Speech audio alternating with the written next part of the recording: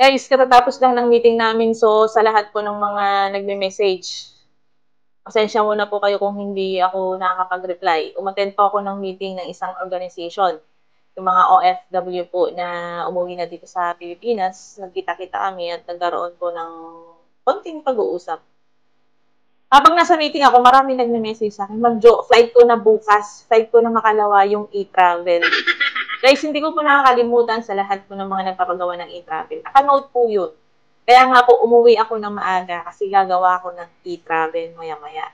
Saglit lang po kasi maya-maya gagawa ko ng e-travel. Pagpahingahin niyo muna po ako, ha?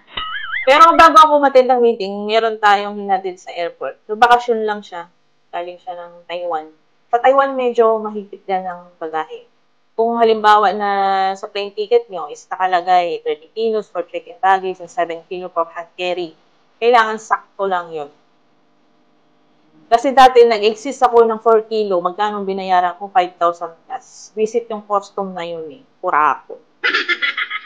Yung exist ng check-in baggage ko na 5 kilo, ilipat ko dun sa hand carry, tapos binitbit ko yung iba. Yun ang sabi niya, para hindi na ako mag-charge. Tapos yung check-in baggage ko, nag-exist na lang siya ng mga 1 kilo mahigit. Abay, pinagbayad pa rin ako. Habang hawak-hawak niya ang kapal ng pera, nanginginig siya eh. Nanginginig siya. Ito, visit ng mga to, prakot talaga. Pagkabayad ko, muntik pa akong maiwan ng eroplano, kaya mula immigration, tinakbo ko hanggang boarding gate. Kasi may iwan ako ng eroplano. Kaya kailangan guys, pag pupunta kayo ng airport, mag-adjust kayo ng 3 to 4 hours kasi mahaba ang pila sa check-in. Hindi rin natin maiwasan na magka-aberya kayo sa airport.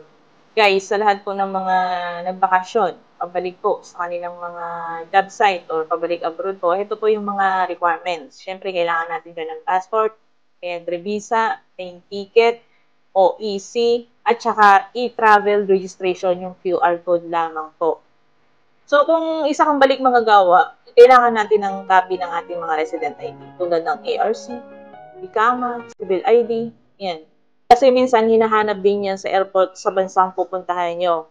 Tapos, wag na wag nyo pong kalilimutan yung terminal fee, 550 pesos. Sayang din po ito. Paglagpas nyo ng immigration, may makikita kayo ng parang palitan na cubicle. Nakalagay doon terminal fee. So, ipakita nyo ang inyong OEC at saka boarding pass. Meron kayong mag-claim ng 550. Marami din hindi nakaka-claim ng 550 na terminal fee kasi hindi nila alam. Pero sa mga nakakaalam guys, i-claim nyo kasi sayang. 10 kilong bigas din po yan. Pagka uwi nyo, meron kayong pamasahe pa-uwi sa inyong mga probinsya.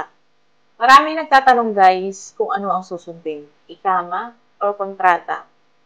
Merong isang OFW nagtanong sa OWA. Ang sinabi ng OWA, ikama ang susundin. Paano nangyari na ikama ang sundin? Guys, meron tayong kontratang pinirmahan sa Pilipinas. Kung ikama ang susundin mo, paano pag nirinyo ni amo yan, ano yun, hindi ka na makaka-uwi? Naging OFW ba ang mga taga-OWA? Bakit ganun ang sinasabi niyo sa mga OFW? Ano yun, para hindi sila magreklamo? Guys, ang ikama, yan po ang pinaka-resident ID natin. Kailangan po yan, laging active yan. Yan po ang nagpapatunay na legal kang nagtatrabaho sa ibang bansa. Kontrata po ang sundin natin para matapos ang serbisyo mo sa isang employer. Pag natapos ang iyong kontrata at gusto mo pang mag-extend sa iyong amo, magkakaroon ka ulit ng ibang kontrata. May pirmahan ko ulit. Yun yung sinasabi niyang renew.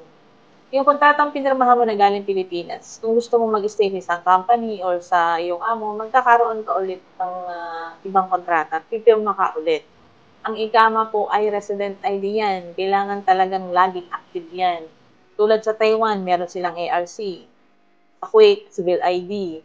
Qatar, Dubai, mga ikama, dapat po laging active ang mga yan kasi yan po ang pinaka-resident ID natin. Kung susundin mo ang ikama, hanggang kailan ka sa amo mo? Kung renew na lang yan ni amo mo. Hindi yun po ang kontrata, ha? So, dapat yung mga taga-OWA, alam niya din yung mga sinasabi nila. Kasi kahit taga-OWA po kayo, hindi naman po lahat ng taga-OWA is naging OFW. Hindi rin po nila alam kung ano yung mga sinasabi nila. Kasi, yung mga ibang OFW distress, breach of contract, hinahanapan sila ng certification. Bakit kaya hindi sila mag-post? Tapos yung mga ibang OWA branch, humingi sila ng certificate para makapag-avail ng cash assistance, si OFW distress, yung mga breach of contract. Dapat nagpo-post sila na ito yung mga requirements para makapag-avail ng mga OWA cash assistance. Para ma-inform naman yung mga OFW, hindi yung pagbalik nila, diretso sila sa OWA, tapos bigla silang hingihan ng mga certificate na ganun, eh, wala naman silang ipapakita. Paano sila makakapag-avail ng OWA cash assistance, di ba?